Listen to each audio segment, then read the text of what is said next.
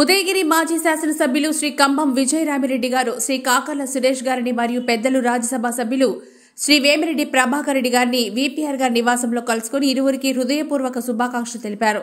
ఈ సందర్భంగా కంభం విజయరామిరెడ్డి మాట్లాడుతూ వేమిరెడ్డి ప్రభాకర్ రెడ్డి గారు మరియు కాకర్ల సురేష్ గారు స్వచ్ఛమైన మనసు కలవారని, ప్రజలకు సేవ చేయడంలో ఒకే భావ స్వరూప్యత కలిగిన ఇరువురు ద్వారా ఉదయగిరి నియోజకవర్గం ప్రాంత అభివృద్ధికి కృషి చేయగలరని తనకు పూర్తి విశ్వాసం ఉందని కొనియాడారు.